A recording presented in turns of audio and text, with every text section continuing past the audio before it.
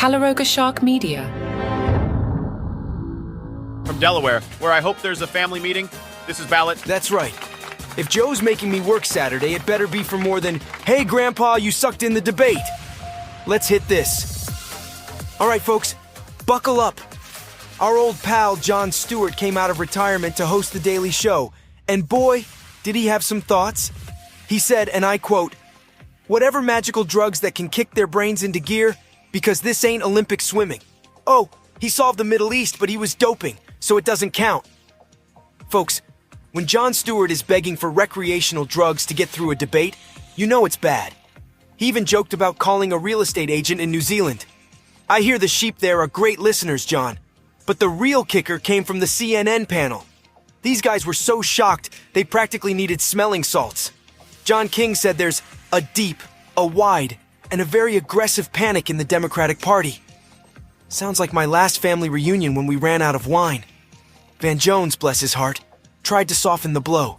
He said, "I love Joe Biden. I worked for Joe Biden. He didn't do well." That's like saying, "I love my kid, but man, did he bomb that talent show?"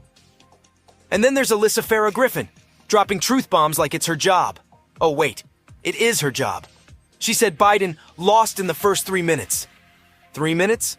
That's longer than most people last on a mechanical bull. So at least there's that.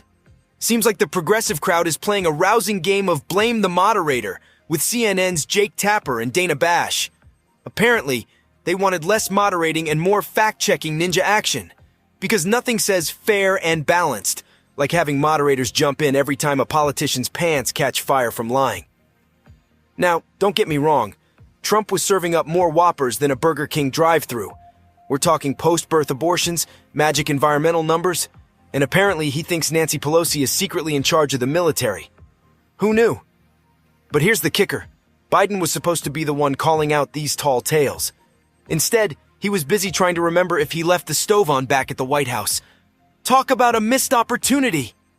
Some folks are saying CNN should have been the debate equivalent of your know-it-all friend who can't help but interject with, "Well, actually," every 5 seconds.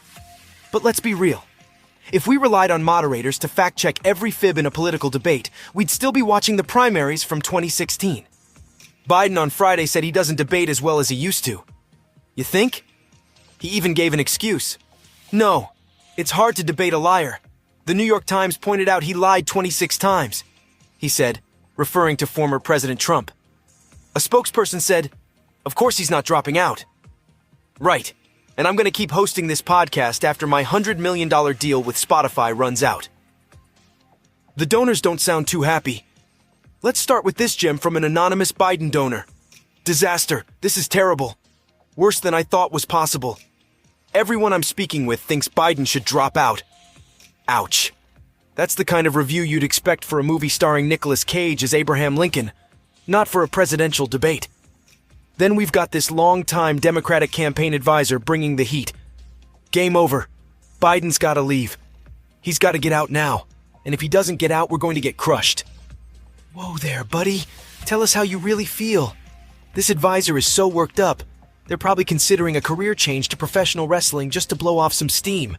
And let's not forget this zinger from an advisor to a top Democratic mega-donor. Absolute train wreck. Worse than Ronald Reagan in '84, or George W. Bush in '04, or Barack Obama in '12. That's like saying your karaoke performance was worse than William Hung, Rebecca Black, and that pants-on-the-ground guy combined. Even Biden's own team is struggling to put lipstick on this political pig. His campaign co-chair Mitch Landrieu tried to blame it on a cold, saying, "I think because of the way people analyze debates, it's going to be at first about the physical performance." Yeah, and the Titanic's problem was just a little ice cube, right? Vice President Kamala Harris, bless her heart, tried to put a positive spin on it. Yes, it was a slow start, but it was a strong finish. That's like saying, sure, the plane crashed, but the in-flight meal was delicious. And finally, we have Kate Bedingfield, former White House communications director, bringing it home. It was a really disappointing debate performance from Joe Biden. I don't think there's any other way to slice it. His biggest issue was to prove to the American people that he had the energy, the stamina, and he didn't do that. Well, folks, It looks like the Democratic Party is in for a wild ride. Stay tuned for our next segment. How to gracefully exit a presidential race. Tips from Howard Dean's Scream Coach. I hear it's going to be electrifying. Tomorrow, I'll take a look at who could run in Joe's place. Portions of today's program were created with the help of AI. I wish the entire thing had been created with the help of AI because it's Saturday.